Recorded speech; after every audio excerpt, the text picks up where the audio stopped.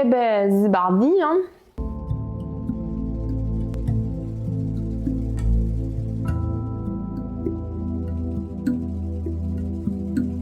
Hello, bienvenue sur ma chaîne YouTube, bienvenue sur cette vidéo. Je suis Elisa, prof de yoga. Dans cette toute première vidéo de ma chaîne, je vais t'expliquer mon parcours avec le yoga, ma découverte du yoga jusqu'à aujourd'hui. Let's go! Tout a commencé en 2019. À cette époque-là, j'étais étudiante, j'étais en école d'architecture d'intérieur sur Lyon. Je faisais donc de la musculation en salle et sur une application fitness. Sur cette application, un programme de yoga a été mis en ligne. J'ai donc décidé de le tester par curiosité. J'ai adoré. J'ai de suite adoré cette façon de bouger, qui pour moi était plus créative, beaucoup plus douce, où il y avait un lien entre la respiration et le mouvement. J'ai vraiment pris du plaisir à pratiquer une autre activité. Et depuis, j'ai pas arrêté, bien sûr. Lyon, c'était fini, j'avais fini mes études. Je suis rentrée chez moi, dans le Vaucluse. J'ai continué le yoga sur YouTube, dans des studios en ligne, et ça m'allait très bien. Et puis c'est en 2023 que la pratique a pris un tout autre tournant et ma relation avec le yoga a pris vraiment un autre sens. À ce moment-là, j'étais en plein mental breakdown, j'étais au fond de mon trou, comme j'aimais l'expliquer. Ça n'allait pas du tout. Je me levais extrêmement fatiguée, je n'arrivais plus à dormir, j'avais zéro motivation, aucune envie, je pleurais au quotidien. J'ai compris que je coulais depuis 2020 à peu près, que j'ai enfoui en moi beaucoup trop de choses, beaucoup trop d'émotions. La petite tristesse est devenue désespoir et le petit énervement est devenu rage. J'en suis arrivée au point où il fallait que ça sorte. Cet état de mal-être était devenu ma zone de confort depuis longtemps.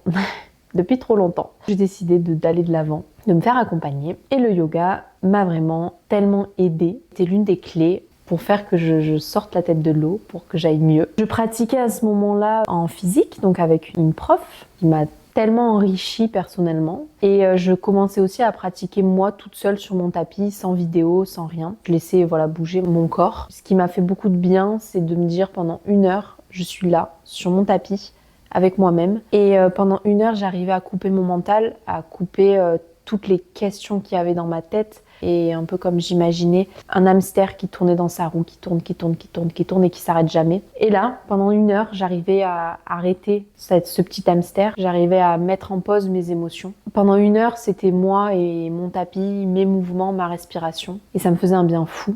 À force de pratiquer, doucement, j'ai commencé à voir la vie, on va dire, différemment. À voir certaines situations différemment. À lâcher prise et à renouer aussi avec moi, avec mes sentiments, mes émotions et mon corps. Et le yoga m'a vraiment apporté des clés pour me reconnecter à moi et regagner confiance en moi. Le yoga a été tellement important dans ma vie à ce moment-là.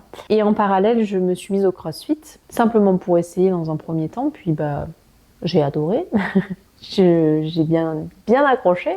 Et je me suis rendu compte aussi que dans ma pratique sportive, le yoga est aussi extrêmement important. C'est vrai que quand on fait du yoga, on travaille la mobilité, la souplesse, la proprioception, le lien entre mouvement et respiration.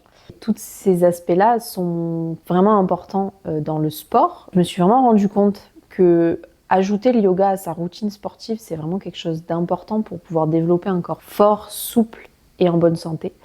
Ça permet également de prévenir aussi de certaines blessures, de travailler différemment le corps et l'esprit. Ça vient aussi travailler sur l'équilibre, renforcer les muscles stabilisateurs. J'ai ouvert les yeux que le yoga, c'était vraiment important pour l'aspect physique et mental, et en complément d'une autre activité physique. C'est donc tout naturellement que je me suis dit, pourquoi pas me former, en fait. Pourquoi pas me former au yoga, donc faire ce qu'on appelle un yoga teacher training 200 heures. C'est la première formation qu'on fait quand on veut enseigner. Donc je suis partie dans l'idée de faire une formation pour moi d'abord. L'idée de donner des cours germait dans ma tête. J'ai commencé à regarder, à me renseigner pour des formations. Je me suis aussi reconnectée à une de mes envies que mon cœur avait mis de côté. C'était de partir à l'étranger. Je me suis dit, pourquoi pas faire du yoga, faire ma formation à l'étranger. Et je crois que ça a été la décision la plus rapide que j'ai prise de ma vie. Je crois qu'en 1 semaine, c'était décidé, j'avais trouvé ma formation, je savais dans quel pays où je partais. C'était fait avec le cœur ce choix. Nous voilà maintenant en mars 2024 et me voilà, mon petit fessier posé sur un siège dans un avion, toute seule, excitée, terrorisée aussi, en direction de Bali pour faire ma formation de yoga et voyager, découvrir Bali. Je suis partie 1 mois et demi. J'ai donc passé 4 semaines en formation, 4 semaines intensives où on vivait, mangeait, dormait yoga. C'était très intense, c'est aussi ce que je recherchais. Encore aujourd'hui presque un peu indescriptible parce que c'est une expérience de vie tellement folle, intense. J'ai passé 4 semaines entourée de gens extrêmement bienveillants, de gens tellement attentifs. 4 semaines à vivre yoga. C'était pas de tout repos, loin de là. C'était épuisant, mais enrichissant à un point, mais vraiment fou.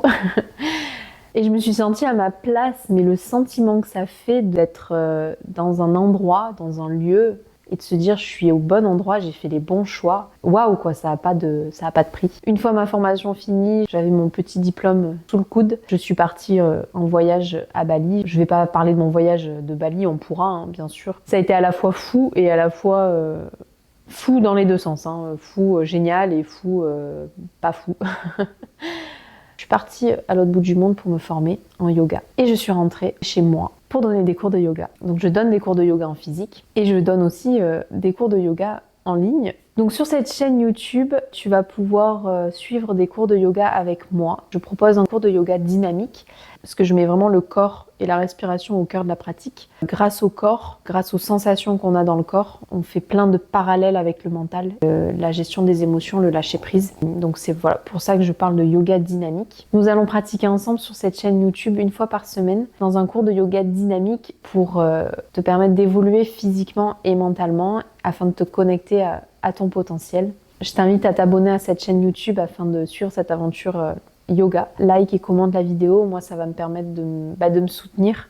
D'ailleurs, je t'invite à commenter la vidéo pour me dire si tu fais du yoga, si oui, depuis quand, quel style de yoga. Si tu ne fais pas de yoga, commente-le également si tu es partante pour te lancer dans cette aventure yoga pour évoluer physiquement et mentalement. Je te dis à très vite, ciao. Coupé!